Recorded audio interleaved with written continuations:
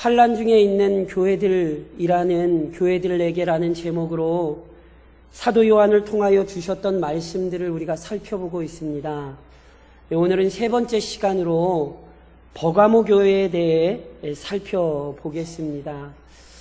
우선 이전에도 그랬던 것처럼 어떤 지역적인 특징을 아시는 게 굉장히 중요합니다. 원래 이 버가모라는 곳은 가파른 절벽 위에 자리 잡은 도시로서 이러한 지리적 이점을 알아보았던 알렉산더 대왕의 계승자들이 주전 3세기에 이미 핵심 군사 요지로 삼으며 번성했던 도시입니다. 동일한 이점을 살려 후에 로마 정부 역시 소아시아 지역을 효과적으로 통치하기 위한 중심지로 삼았던 도시입니다. 그래서요, 이미 지난 시간에 설명드렸듯이 고대의 이 번화한 도시로서 버가모 역시 우상숭배의 중심지가 되었습니다. 기록에 의하면 이 버가모 도시의 수호신은 제우스라는 신인데요, 도시의 가장 높은 곳에 거대한 제우스 신상이 세워져 있었다고 합니다.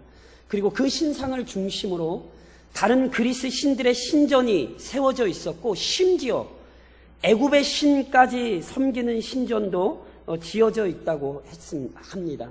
그러니까 이처럼 이미 우상 숭배의 분위기가 도시에 만연했기 때문에 황제 숭배 역시 이 도시에 쉽게 정착했습니다.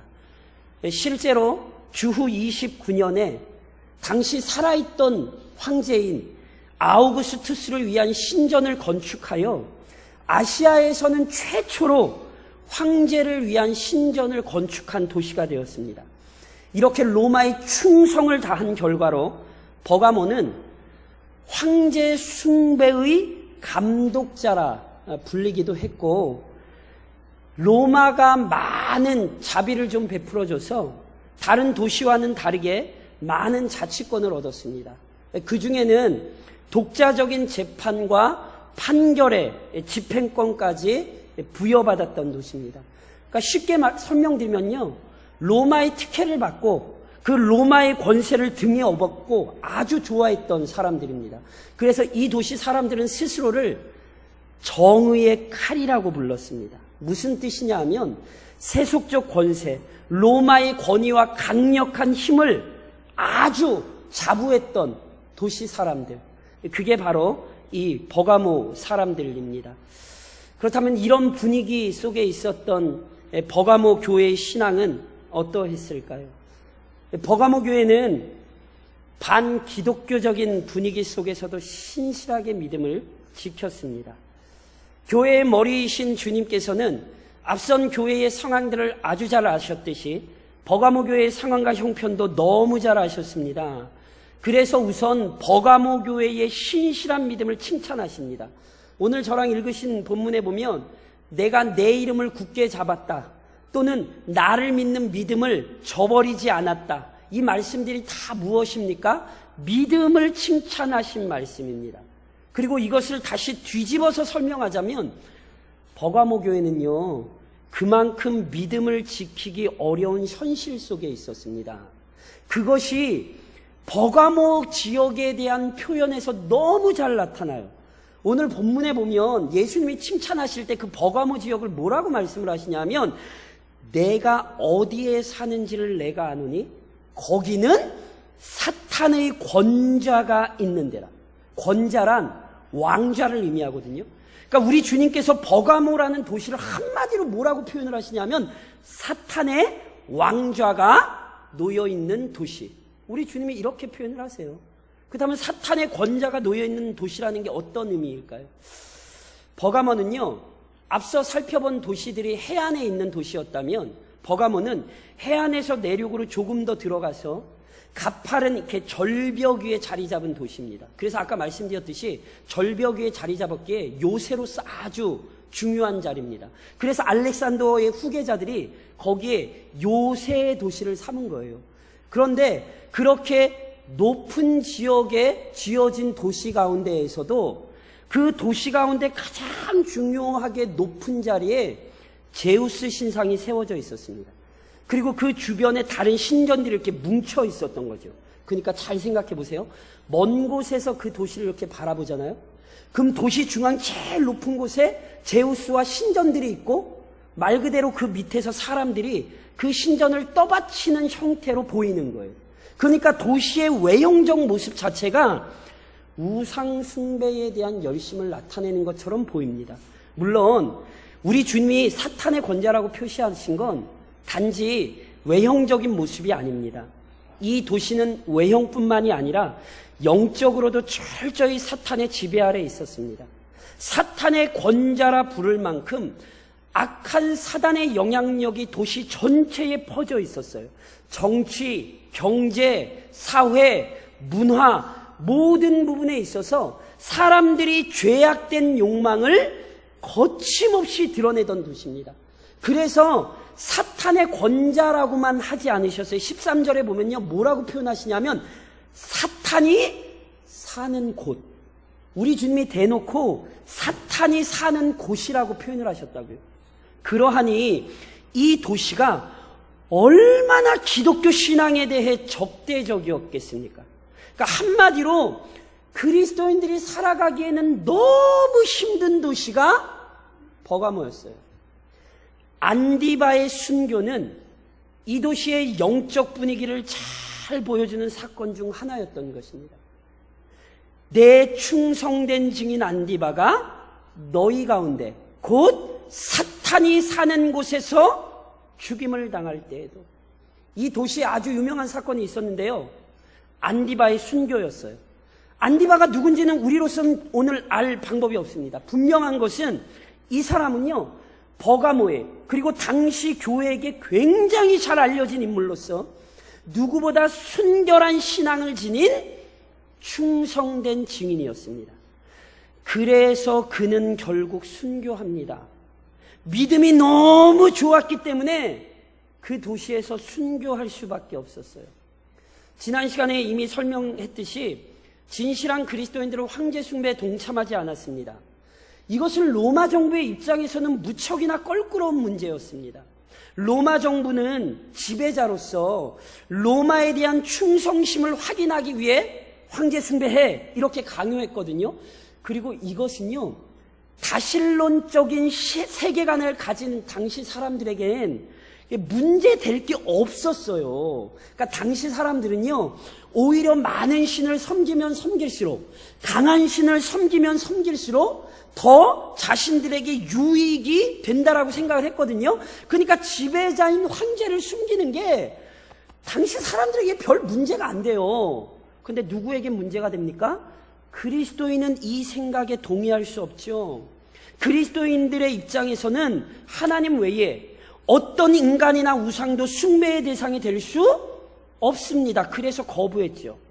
결국 로마 정부의 입장에서 보자면 황제 숭배를 거부하는 그리스도인들은 황제를 거부하는 것이요, 로마 정부를 대적하는 세력으로 여겨지는 거예요. 게다가 그리스도인들을 미워했던 유대인들이 말도 안 되는 거짓말을 만들어서 교회를 막 고소했거든요. 그러니까 로마는 기회는 이때다 싶어 공식적으로 아시는 것처럼 교회와 그리스도인들을 핍박한 것입니다. 그래서 버가모에서는 안디바를 죽임으로써 교회에게 아주 강력한 메시지를 던진 거죠. 야, 니네 이래도 예수 믿을 거야? 그러니까 중요한 교회 지도자를 제거함으로써 다른 그리스도인들의 신앙을 억압하고 교회 공동체가 스스로 무너지도록 압력을 가한 거예요. 그러나 놀랍게도 버가모 교회는 흔들리지 않았습니다. 이들은 자신들의 신앙을 부끄러워하지도 포기하지도 않았습니다. 사악한 사단의 세력이 여러모로 강력하게 역사하고 있었지만 순결한 믿음을 지켜냈어요. 혹독한 박해에도 불구하고 죽음도 두려워하지 않고 잘 참고 인내했습니다. 그래서 우리 주님께서 이들의 믿음을 칭찬하십니다. 이번 한 주간도 큰 어려움 속에 믿음을 지킨 그리스도인들을 우리 주님 지금 이 시간 칭찬하십니다. 그것이 성경의 내용입니다. 그런데 이처럼 주님에 대한 믿음을 지키고 있었던 버가모 교회에도 문제가 있었습니다. 이 세상의 모든 교회는 아무리 좋은 교회라도 문제가 있습니다. 그리고 그 문제는 외부가 아닌 내부에 있었습니다. 버가모 교회는 교회 안에 침투한 거짓 교훈을 방치한 것 때문에 책만 받습니다. 버가모 교회는 그리스도에 대한 신실한 믿음을 지키는 데 최선을 다했습니다. 그러나 아이러니하게도 교회 안에서 순결한 믿음을 지키는 일을 무너뜨리는 일이 발생했습니다. 그것은 거짓 교훈에 현혹되어 우상을 숭배하는 일들이 벌어진 것입니다. 그러나 내게 두어 가지 책망할 것이 있나니 거기 내게 발람의 교훈을 지키는 자들이 있도다. 발람의 교훈을 지키는 자들이 교회를 소란스럽게 했습니다. 그리고 여기 발람의 교훈을 지키는 자들이란 에베소 교회를 소란스럽게 했던 자들입니다. 누굽니까? 니골라당입니다. 그래서 본문 15절에 보면 이와 같이 내게도 니골라당의 교훈을 지키는 자들이 있도다, 이렇게 돼 있죠. 에베소 교회를 할 때 제가 이미 설명드렸습니다. 발람의 교훈을 지키는 자들, 니골라당, 다음 주에 이제 두아디라 교회 나올 때 이세벨의 교훈을 따르는 자들 모두 같은 부류의 이단으로 보여요. 그런데 에베소 교회는요, 이 사람들을 잘 막았기 때문에 칭찬받았는데 버가모 교회는 이 사람들을 막아내지 못했어요. 오히려 교회가 이 가르침을 따름으로 말미암아 혼란스러워졌어요. 그렇다면 도대체 발람의 교훈을 따르는 자들이 어떤 자들이기에 이 버가모 교회를 소란스럽게 했을까요? 발람 생각나십니까? 구약성경 민수기에 보면 모압왕 발락의 이야기가 등장합니다. 발락이요, 당시 이스라엘 백성들을 보니까 이스라엘 백성들이 대단해요. 애굽 땅에서 애굽을 무찌르고 나왔죠. 게다가 광야에서 아모리 왕 시온, 바산 왕 옥, 굉장히 강력한 사람들인데 다 쳐부쉈어요. 그러니까 발락이 가만히 보니까 도대체 힘으로는 이스라엘 민족을 이길 수 없을 것 같아요. 그래서 발락이요, 이스라엘 백성을 저주하기 위해 주술사 발람을 돈으로 유혹해서 데리고 옵니다. 그런데 하나님께서 발람을 사용해서 이스라엘 백성을 저주하신 게 아니라 오히려 축복하십니다. 그것도 3번씩이나 합니다. 발락이 화가 머리끝까지 났어요. 민수기에 보면 이렇게 기록돼요. 발락이 발람에게 노하여 손뼉을 치며 말하되 내가 그대를 부른 것은 내 원수를 저주하라는 것이거늘 그대가 이같이 3번이나 그들을 축복하였도다. 그러므로 그대는 이제 그대의 곳으로 달아나라. 내가 그대를 높여 심히 존귀하게 하기로 뜻하였더니 여호와께서 그대를 막아 존귀하지 못하게 하셨도다. 발락은 어떻게 해서든지 이스라엘 저주하려고 발람을 불렀는데 발람이 저주는 하지 않고 축복을 해버렸잖아요. 화가 머리끝까지, 돈은 안 주고 화가 머리끝까지, 야, 너 내가 안 죽이는 거 고맙게 알고 너 당장 내 눈앞에서 꺼져. 그런데요, 발람은 돈에 대한 욕심을 버릴 수 없었어요. 원래 발람도 돈에 대한 욕심 때문에 왔거든요. 그러니까 지금 속상한 건 발람만이 아니에요. 발람도 무지 속상해요. 자기도 저주하고 싶었는데 하나님이 막아서 못한 거 아니에요. 그런데 자꾸 돈이 눈에 보이니까 집에 못 가겠는 거예요. 그래서 발람이 꾀를 씁니다. 그게 뭐냐면 직접적으로 저주하지 못하자 다른 방법을 발락에게 가르쳐 줍니다. 그건 모압 여인들로 하여금 이스라엘 백성들을 유혹하여 우상 숭배의 자리에 동참하게 한 거예요. 이 방법이 아주 정확하게 먹힙니다. 이스라엘 백성 중에 수많은 자가 실제로 우상을 숭배합니다. 그래서 하나님이 당연히 진노하셨고 연병으로 이스라엘 백성 24,000명을 죽이십니다. 발람이요, 발락에게 이러한 가르침을 주는 장면이 성경에는 기록되어 있지 않은데 이 사건이 발람 때문에 일어났다라는 걸 모세가 언급합니다. 민수기 31장에 보면 그 사건에 대해 모세가 이렇게 이야기해요. 보라, 이들이 발람의 꾀를 따라 이스라엘 자손을 부올의 사건에서 여호와 앞에서 범죄하게 하여 이스라엘의 회중 가운데에 연병이 일어나게 하였느니라. 보세요. 군대를 막 몰고 와서 패망시키지 못했어요. 그런데 은밀하게 파고든 방법으로 무너뜨렸어요. 이것이 버가모 교회의 문제였어요. 은밀하게 파고든 자들이 있어요. 이들은 우상 숭배나 황제 숭배에 동참하는 것을 대소롭지 않게 생각하도록 현혹했어요. 야, 그건 그냥 풍습이야. 야, 그 황제 숭배 그냥 나라에 대한 예의야. 너 국민의례 하잖아, 국민의례. 너 그거 그냥 똑같은 거야. 무엇보다 발람이 물질에 그 마음이 매여 있던 것처럼 우상 숭배나 황제 숭배를 통해 얻을 수 있는 이익이 많거든요. 제가 지난주에 설명드렸잖아요. 황제 숭배 한 번 하면 마음대로 장사를 할 수 있단 말이에요. 그러니까 결국 눈앞에 작은 이익을 얻으려고 이들의 말에 속아 하나님을 부인하고 육적으로도 문란한 우상 숭배에 동참한 자들이 생겨났습니다. 참 아이러니하지요. 목숨을 위협당할 때에는 오히려 신앙을 지켰거든요. 대의 명분을 따질 때는 물러서지 않았어요. 그런데 눈앞에 작은 이익을 얻기 위해서는 하나님에 대한 신앙을 포기했어요. 더 큰 문제는 교회가 이러한 자들을 바르게 지도하지 못했던 것입니다. 아십니까? 실은 이것이 한국교회의 이야기입니다. 한국교회가 일제강점기의 믿음을 잘 지켰어요. 그런데 아세요? 그때도 발람의 교훈을 따르는 자들이 있었어요. 신사참배가 분명히 우상숭배인데 국가에 대한 예의나 풍습이라고 말도 안 되는 얘기로 교회를 혼란스럽게 한 자들이 있었고 실제로 많은 자들이 신사참배에 동참했습니다. 게다가 신사참배 한 번만 동참하면 먹을 게 생겼거든요. 그래서 순교하신 분들만큼이나 눈앞의 이익을 위해 신앙을 버린 사람들 실은 많았습니다.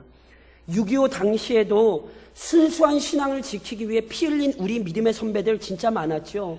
기억하십니까? 전쟁 이후 어려운 시절에 믿음 지키고 교회 세우기 위해 얼마나 한국교회 성도들이 교회를 위해 헌신했는지 몰라요. 실은요, 그게 한국교회의 역사였어요. 그런데 순수한 신앙을 물려받은 후손들이 경제적으로 번성하자 나태해졌습니다.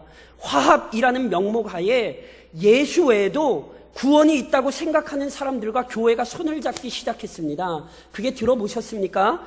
WCC입니다. 이미 한국교회가 이단으로 규정한 자들이 있는데 한국교회의 아주 대표적인 교단이요, 작년에 그 이단들의 이단을 해제해버려가지고요, 교회 성도들이 얼마나 지금 혼란스러워하고 있는지 몰라요. 온전한 신앙을 지키기 위해 목숨을 걸었던 교회가 한국교회인데 이제 오히려 교회 안에서 대놓고 이단을 섬기도록 조장을 해요. 더 끔찍한 것은 대부분의 교단들이 지금 신앙적인 문제가 아니라 교단의 정치적인 문제들 때문에 분쟁하고 있어요. 순수한 신앙을 지키기 위해 싸우고 있는 게 아니라 자신들 밥그릇 차지하려고 교단마다 총회 때 모이면 난리가 났어요. 개인적으로 보면 이렇습니다. 한국교회 교인들 예배 잘 참석합니다. 그런데 예배는 참석하긴 했지만 이미 마음은 예배를 사모하지 않습니다. 교회에서 여러 가지 일들을 도맡아 하며 섬깁니다. 그런데 가정의 일은 방치하고요, 주변 사람들과의 관계는 원만하지 않아요. 우리 교회도 제가 그런 걸로 알고 있는데 한국교회가 성도들의 헌신으로 이거 다 건물 지었거든요. 실제로 손수 다 벽돌 쌓아 올렸어요. 그런데 이제는 손수 짓지 않고 건축사 불러가지고 교회 건물은 크게 지었잖아요. 그런데 뭐가 사라졌습니까? 하나님의 백성들의 삶이 사라져버리죠. 신앙이란 주일 성수, 전도, 헌금, 봉사 같은 단순히 명분을 지키는 싸움이 아닙니다. 한 부분을 잘했다고 해서 다른 부분을 소홀히 여기시면 안 됩니다. 이전에 우리의 신앙이 좋았으니까, 이전에 내가 신앙생활 잘했으니까 지금 문제 없을 거라고 생각하시면 안 됩니다. 이게 버가모 교회의 문제였어요. 우리의 삶이 지속적으로 은밀하게 파고드는 죄의 유혹에 깨어있지 않으면 우리의 신앙 금방 무너집니다. 그리고 무엇보다 우리 주님께서 허물과 죄악을 드러내실 때 속히 회개해야 합니다. 한국교회가요, 조국교회가 지금이라도 속히 회개해야 합니다. 버가모 교회와 같이 무너졌던 신앙을 회복해야 합니다. 잊지 마십시오. 주님께서는 회개하는 자에게는 은혜를 베푸시지만 회개하지 않는 자들, 끝까지 마음을 강팍히 하는 자는 용서치 않으십니다. 시편 7편에 이런 말씀이 있지요. 사람이 회개하지 아니하면 그가 그의 칼을 가심이요 그의 활을 이미 당겨 예비하셨도다. 우리 주님이 회개치 않는 자들을 용서치 않으실 거예요. 그래서 본문에도 우리 주님이 거짓 선지자들과 친히 싸우시겠다 말씀하시거든요. 본문에 싸운다는 단어는요, 원래 전쟁을 치른다라는 단어입니다. 굉장히 강력한 단어입니다. 다시 말하면 악한 가르침을 퍼뜨리거나 또한 악한 가르침을 따르는 자들을 우리 주님 결코 용서하지 않으실 것입니다. 그러므로 주님과 대적하여 싸우는 자가 되지 않도록 주의하십시오. 악한 가르침을 교회 안에 가지고 와도 안 되고 악한 가르침을 따라가셔서도 안 됩니다. 오히려 잘못된 가르침을 따랐다면, 잘못된 가르침에 현혹되었다면 주님 앞에 납작 엎드려 그 은혜를 구해야 합니다. 그리고 그 말씀을 붙드는 자들에게 우리 주님은 더 풍성한 은혜를 약속하십니다. 그것이 본문에 어떻게 기록됩니까? 이기는 자에게는 감추었던 만나와 신돌이 주어집니다. 감추었던 만나, 신돌. 제가 이 설교하면서 처음에 말씀드렸듯이 여기에 관련된 이단들이 무진장 많아요. 왜냐하면 이게요, 해석하기가 굉장히 어려워요. 그래서 제가 그냥 간략하게만 설명하겠지만 기억은 좀 해두시면 좋을 것 같아요. 제발 말도 안 되는 만나가 왜 도대체 저 이재록이고 왜 저 신천지 이만이고, 제발 말도 안 되는 얘기에 제발 현혹들 좀 되지 마세요. 이것을 일반적으로 이해하면 이와 같습니다. 만나란 하나님께서 광야 40년 동안 이스라엘 백성에게 주셨던 음식 아닙니까? 광야는요, 먹을 것을 얻을 수 없는 땅이기에 하나님께서는 만나를 내리셔서 이스라엘 백성들을 40년 동안 먹고 살게 하신 거예요. 그리고 그것은 거기에서만 주셨어요. 가나안 땅에 들어가자 그 땅의 소산을 먹자 만나를 그치십니다. 그것이 여호수아 5장에 이렇게 기록되죠. 또 그 땅의 소산물을 먹은 다음 날에 만나가 그쳤으니 이스라엘 사람들이 다시는 만나를 얻지 못하였고 그 해에 가나안 땅의 소출을 먹었더라. 내리던 만나를 그치십니다. 다시 말하면 만나를 감추십니다. 그런데 놀랍게도 하늘에 감추어졌던 만나가 다시 드러납니다. 어떻게 드러납니까? 보리떡 5개와 물고기 2마리로 5,000명을 먹이신 주님께서 그 기적의 진정한 의미를 요한복음 6장에서 이렇게 설명하시죠.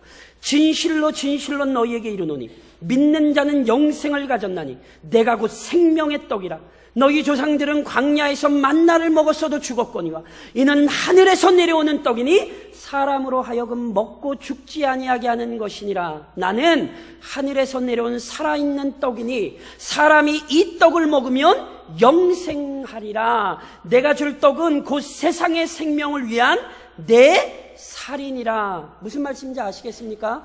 죄인들에게 필요한 진정한 만나 참된 양식은 우리 주님이세요. 그래서 주님을 먹는 자, 다시 얘기해서 주님을 믿음으로 받아들이는 자가 죄와 사망에서 벗어나 영원한 생명을 얻습니다. 믿으십니까? 감추어진 만나를 이걸 얘기하는 거예요. 예수 안에서 허락된 영원한 생명, 이걸 감추어진 만나를 주신다는 거예요. 신돌은 만나보다 해석하기가 조금 더 난해합니다. 신돌에 대한 견해가 적어도 7가지 이상의 견해가 존재합니다. 그 중에서 일반적으로 저희는 2가지 견해를 많이 인정하거든요. 하나는 신돌이 뭐냐면 고대 재판관들이 판결을 내릴 때 무죄 판결을 내릴 땐 흰돌을 주고요, 유죄 판결을 내릴 땐 검은 돌을 줬어요. 그러니까 다시 얘기하면 그리스도인들이 이 땅에서 마치 죄인처럼 취급받으나 최후의 영광의 자리에 우리 주님의 심판대 앞에 가면 우리 주님이 너희는 의인이야 이렇게 인정해 주실 거라는 거예요. 또 하나, 신돌이 축제 또는 잔치에 참석하기 위한 티켓으로 사용됐거든요. 마치 뷔페에 들어가실 때 식권 내고 들어가시는 것 같아요. 다시 말씀드리면 우리 주님이 최후의 재림하실 때 그 영광스러운 하늘잔치에 우리 주님에게 신도를 받은 자들만이 들어갈 수 있지요. 신도를 주신다는 건 우리가 그 잔치 자리에 참여할 수 있는 영광을 허락받았다는 뜻입니다. 물론 여기에 논쟁이 또 하나 있습니다. 신도래요. 새 이름이 써있대요. 새 이름. 그 새 이름이 누구의 이름인가? 우리 주님의 이름인가? 아니면 우리 자신의 이름인가? 계시록에 보면 새 이름은 항상 하나님의 이름이나 우리 주님의 이름이거든요. 그러니까 그 이름을 부여받는다라고 하는 것은 우리가 우리 주님의 영광에 또는 그리스도와의 복된 교제를 함께 누리는 것으로 이해할 수 있거든요. 그런데 반면 그 이름을 받는 자 외에는 아는 사람이 없다 그러거든요. 그런데 우리가 하나님의 이름이나 예수님의 이름을 모르지 않잖아요. 그래서 많은 학자들이 이거 예수님 이름 아니라 우리 이름인 것 같아, 그렇게 얘기를 해요. 그런데 성경에 보면 우리 주님께서 이름을 고치시는 사건이 몇 번 성경에 등장하죠. 그때 그게 다 어떤 의미냐면 새로운 신분을 얻는 사건이거든요.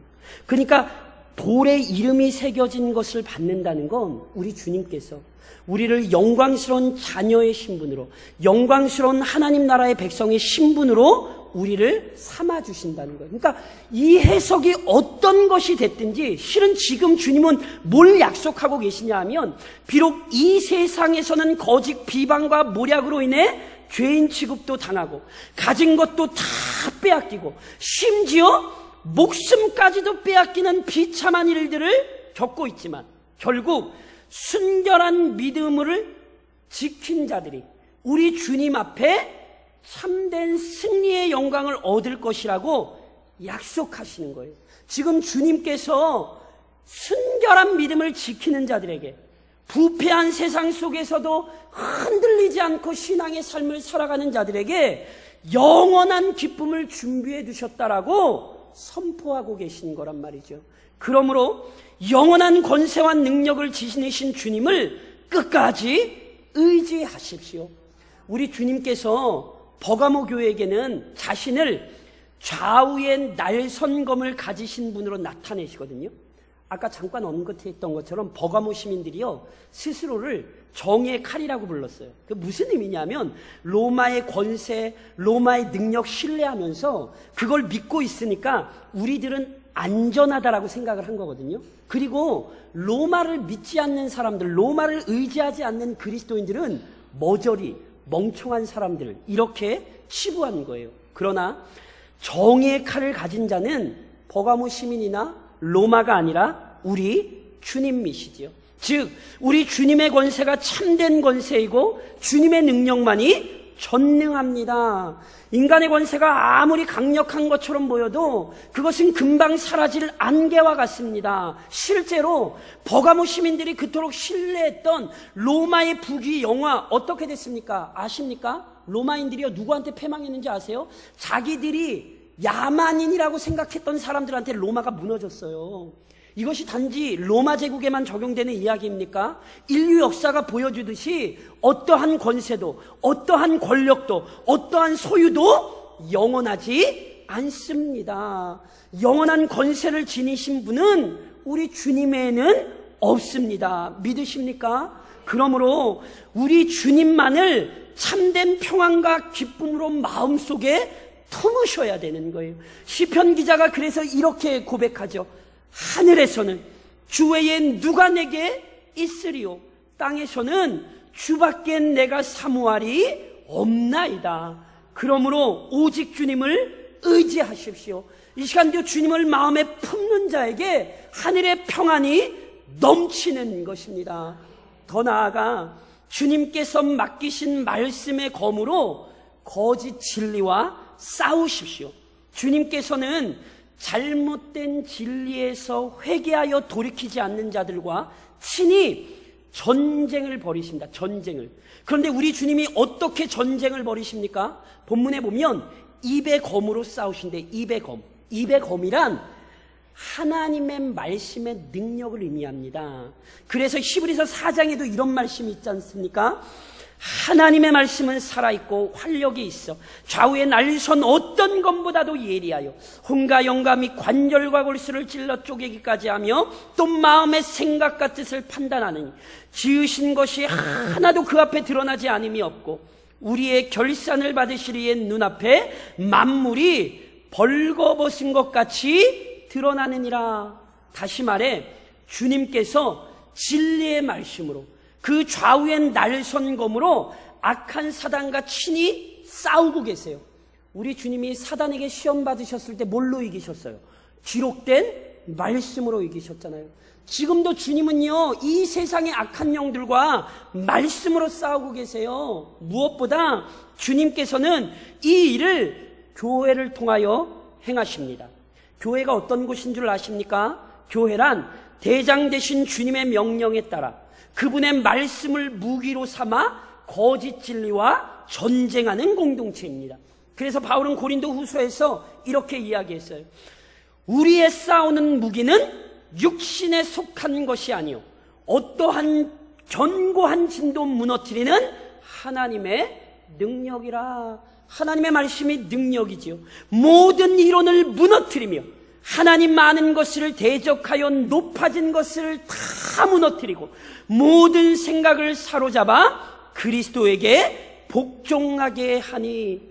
우리는 말씀을 통해 하나님을 대적하여 높아진 것들을 무너뜨려야 됩니다. 말씀을 통해 모든 생각을 사로잡아 그리스도에게 복종시켜야 합니다. 주님의 말씀을 통해 세상의 모든 거짓을 드러내고 오직 주의 영광을 나타내야 하는 것입니다. 이것이 교회의 특징이며 교회의 사명입니다. 그런데 거짓 진리와 싸운다라고 할 때 단순히 거짓 진리, 저게 틀린 것입니다, 저것은 성경과 다른 것입니다, 이 이야기만 하는 것이 아닙니다. 거짓 진리와 싸운다라고 하는 것은 거짓 진리를 대적할 뿐 아니라 진리로 영혼을 살려내는 것입니다. 본문 16절을 아주 주의 깊게 살피셔야 되거든요. 16절에 이렇게 기록했어요. 그러므로 회개하라. 누구에게 회개하라는 겁니까? 버가모 교회에게 회개하라. 교회에게 회개하라는 거예요. 그런데 그렇지 아니하면 내가 내게 속히 가서 내 입의 검으로 그들과 싸우리라. 이 표현을 잘 보셔야 돼요. 우리 주님이 누구와 싸우십니까? 우리 주님 교회와 안 싸우십니다.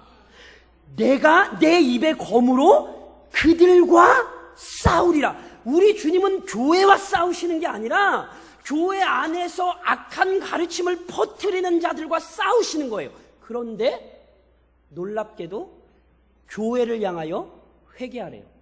무슨 말씀인지 아십니까?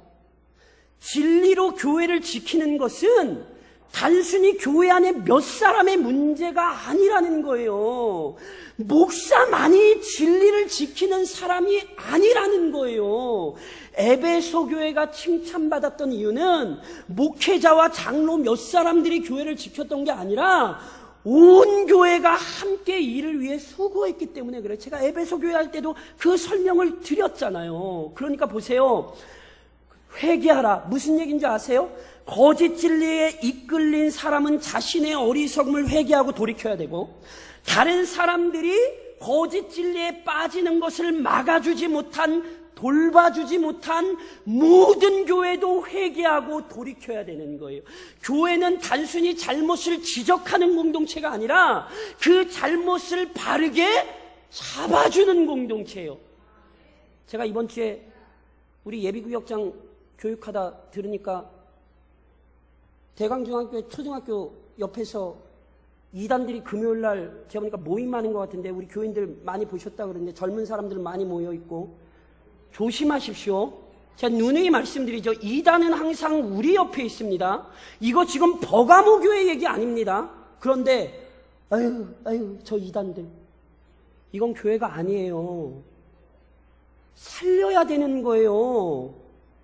이 지역의 수많은 이단들에게 빠진 영혼들을 살려야 하는 거예요. 버가모 교회는 그걸 하지 못하여 지금 회개하라고 책망받고 있어요. 어쩌면 하나님께서 우리 교회를 향하여 책망하고 계신 거예요. 이단이 날뛰고 있는데, 하나님의 말씀을 알지 못하여 죽어가는 영혼들이 있는데 너희 지금 뭐하고 있냐고. 그 말씀을 듣지 못한 영혼들이 널려 있는데 너희 지금 앉아서 뭐하고 있냐고. 너희 지금 전도해봤냐고. 너희 그 진리 전해봤냐고. 지금 이 말씀이 오늘 우리 교회를 향한 것임을 기억하셔야 되는 거예요. 교회는 우리끼리 모여가지고 아유 우리 목사님 설교 잘해, 아유 좋아. 이건 교회가 아니에요.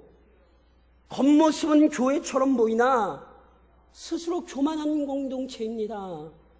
그러므로 영혼을 살리셔야 합니다. 그러기 위해 먼저 뭘 하셔야 되는 줄 아십니까? 신비로운 은혜를 간구할 뿐 아니라 그 은혜를 풍족히 누리며 사십시오. 아까 말씀드렸듯이요, 흰돌에 새겨진 이름에 대해 본문이 아주 중요한 얘기를 하나 덧붙이거든요. 그게 뭐냐면 그 돌에 새겨진 이름을 받는 자 외에는 알 사람이 없대요. 이것은 단순히 그 이름을 알 사람이 없다는 뜻이 아니라 은혜의 신비로운 속성을 설명한 것입니다. 다시 얘기하면요, 은혜는 받아보지 않으면 그게 은혜인지 아닌지 알지 못해요. 다시 설명드릴까요? 그리스도인들은 세상이 알 수도 없고 누릴 수도 없는 은혜를 받은 자들이에요. 우리는 그 신령한 은혜 가운데 날마다 살아가고 있는 자들이란 말이죠. 그래서 보세요, 그리스도인들은 그 신령함을 알기 때문에 우선은 그 신령한 게 무엇인지를 분별할 수 있어야 합니다. 사도 바울이 에베소서 1장 3절에서 이렇게 표현하거든요. 찬송하리로다 하나님, 곧 우리 주 예수 그리스도의 아버지께서 그리스도 안에서 하늘에 속한 모든 신령한 복을 우리에게 주시되, 우리에게 내린 복은 어떤 복이에요? 신령한 복이라니까요. 그런데 자꾸 이 신령한 복을 세상의 복과 자꾸 비교하지 마세요. 아휴, 하나님이 왜 나한텐 재물을 안 주실까요? 재물이 신령한 복입니까? 아휴, 하나님이 나한테는 왜 건강을 안 주실까? 마음이 아프시죠? 그러나 기억하셔야 돼요. 우리가 받은 복은 세상의 복이 아니라니까요. 우리가 받는 복은 신령한 복이에요. 물질이 없어도 물질에 지배당하지 않고, 비록 건강이 연약해도 그 건강 때문에 신앙이 흔들리지 않아요. 아무리 이 세상이 악해서 들고 날뛰더라도 그 세상에 요동치지 않는 견고한 믿음, 이게 신령한 은혜인 말이죠. 그리고 그걸 알 뿐 아니라 그걸 날마다 사모하셔야 돼요. 그래서 우리 주님이 산상수훈에서 마태복음 6장에서 이런 말씀을 하시거든요. 너희를 위하여 보물을 땅에 쌓아두지 말라. 거기는 좀과 동록이 해하며 도둑이 구멍을 뚫고 도둑질하느니라. 오직 너희를 위하여 보물을 하늘에 쌓아두라. 거기는 좀이나 동록이 해하지 못하며 도둑이 구멍을 뚫지도 못하고 도둑질도 못하느니라. 보물을 어디에 쌓아놓으래요? 하늘에 쌓아놓으래요. 그 말의 의미 중 하나는 썩어질 것에 마음을 빼앗기지 말고 하늘의 신령한 은혜를 바라보라는 거예요. 너희에게 허락된 건 이 땅에서 없어질 게 아니라 하늘에 준비해 놓은 거니까 너희의 마음을 거기에 두라는 거예요. 이게 보물을 땅이 아니라 하늘에 쌓아놓는 거예요. 그래서 동일한 얘기를 바울은 골로새서에서 이렇게 표현한 거예요. 그러므로 너희가 그리스도와 함께 살리심을 받았으면 위의 것을 찾으라. 거기는 그리스도께서 하나님 우편에 앉아 계시느니라. 위의 것을 생각하고 땅의 것을 생각하지 말라. 위의 것을 생각하시고요, 땅의 것을 생각하지 마십시오. 무엇보다 언제 어디서나 이 신비로운 은혜가 임할 수 있다는 사실을 확신하셔야 돼요. 아까 버가모가 어떤 지역이라고요? 사탄의 권자가 있는 데래요. 우리 주님이 야 거기 사단이 사는 데야. 도대체 얼마나 악한 지역이었으면 우리 주님이 친히 그렇게 말씀을 하셨겠냔 말이에요. 그 전능하신 주님이 야 거기는 사단의 왕자가 있고 거기 사단이 막 돌아다니는 데야. 우리 주님이 이렇게 얘기하실 정도였다면 버가모 지역이 얼마나 악한 곳이었겠냔 말이에요. 그런데 그곳에도 복음이 들어가고 교회가 세워졌어요. 놀랍게도 그곳에서 순수한 믿음의 사람들이 하나님에 대한 신앙을 지키고 있었어요. 은혜가 임하지 못하는 지역은 없습니다. 은혜가 임할 수 없는 사람은 없습니다. 은혜는 철저히 흉악한 죄인에게도 임하며, 은혜는 완전히 부패한 가정과 지역에도 임하는 거예요. 그러므로 이 지역은 안 돼, 그러시면 안 돼요. 교회가 무너지는 것들을 보면서 얼마나 이 지역교회를 위해 기도하셨냔 말이에요. 지역교회의 아픔들을 들으시면서 얼마나 그 교회를 위해 기도해 보셨어요. 저게 무슨 문제 있대, 혹시 손가락질만 하지 않으셨어요? 다시 신앙을 일으키셔야 해요. 어떤 지역에라도, 아무리 사단이 역사하는 곳에라도 우리 성령님 역사하실 수 있습니다. 그러므로 개인을 위하여, 가정을 위하여, 교회와 이 지역을 위하여 기도하셔야 돼요. 한 주간도 어떤 상황과 형편에서라도 하늘의 은혜를 간구하십시오. 그리하여 메마른 광야와 같은 이 지역에, 우리 가정에, 나의 심령에 풍족한 은혜가 임하는 것을 누리시기를 우리 주님의 이름으로 축원합니다.